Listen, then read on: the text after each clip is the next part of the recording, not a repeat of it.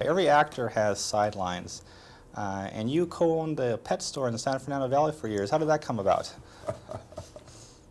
That's a funny question. Yeah, I had a pet shop in the valley. It was called the Pet Pad. I tell you what it was really, give you an idea where my head was. When Star Trek was canceled in 1968, I had no idea what was going to happen to my life or career, and I thought I'd better get in with business here because, you know, there are some actors that come out of television series and then have trouble finding work again for a while, maybe 2, 3, 5 years before their career really gets going again on something fresh. So I opened this pet shop. I decided to open a pet shop in the valley, in San Fernando Valley, and by the time the shop was open, I was already back to work on Mission Impossible, and it was more than I could handle. I had the shop for about a year and I sold it.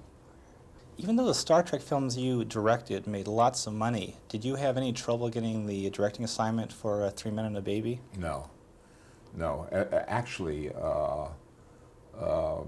probably not a lot of people realize this, but the people who were the management at Paramount when I made Star Trek 3 and Star Trek 4 for them, Michael Eisner and Jeffrey Katzenberg, while I was making Star Trek 4, which they had hired me to do, they moved to Disney. And when I finished with Star Trek 4, they hired me at Disney to do 3 Men and a Baby and The Good Mother. So all 4 pictures that I've done so far have been for the same management, 2 different companies, but the same people. I felt pretty confident about the Star Trek movies. I felt I knew what they were all about, and I knew the audience. I felt particularly good about Star Trek 4 because it was a fun, caper, adventure picture with a lot of comedy. And certainly when I was making 3 Men and a Baby, I believed that it could be successful. It was kind of a crash course in filmmaking on that one because when I inherited the project, it was only 5 or 6 weeks before it was supposed to start shooting. Normally you'd have 3 or 4 months of preparation. I had a little more than a month. The entire script was being rewritten. What I did have was a great idea, 3 terrific actors and a baby. And we were able to pull it together. It was exciting. It was unpredictable, but at the same time, I thought the elements are there for a big hit movie. Okay. Talking back about Star Trek, when the series was canceled, what was your reaction when it was canceled, and did you have to take any steps to distance yourself from the character? Not really. When it was canceled, I thought it was over. I really did. I thought it'll do a year or 2 or 3 of reruns and then disappear.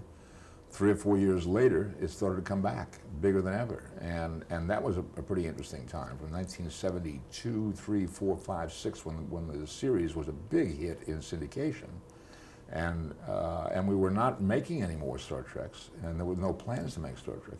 There was a great audience hunger for more Star Trek.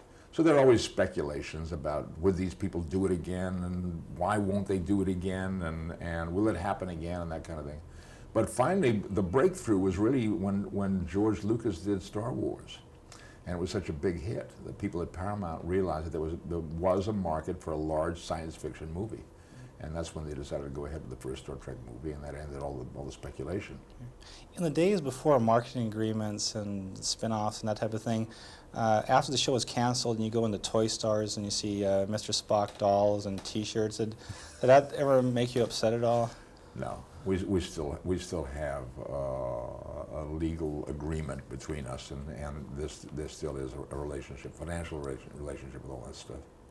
I've always had a big interest in souvenirs. Now, when the show ended, is there any memorabilia that you keep? I tell you, I have really been probably foolish about that. When we were making the Star Trek series, each week we would finish an episode, and I'd have the script that we had just finished with all my notes in it and all my personal comments and changes and so forth into the wastebasket. Next, can you imagine if I had those 68 or 70 scripts with my personal notes to be able to give to a library or whatever? I think it would be a very valuable collection to have.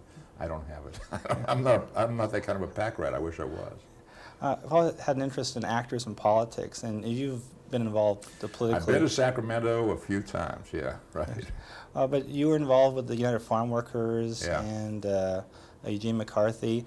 As an actor, you want to get involved in that type of thing, but what's the feedback from the people? Do they maybe not take you as seriously because you're an actor?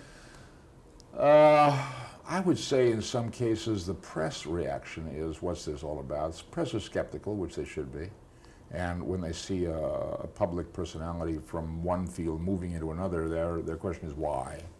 I think some very foolish press people might surmise that you think you're doing yourself a lot of good by moving into the political territory. That's certainly not the case. You don't enhance an acting career by moving into politics, unless you want to be president. I did it from time to time, and I still do from time to time, because I sincerely believe that there's something out there that needs some help and deserves some help. Great. Okay. All right. Thank you very much. Okay, you're welcome.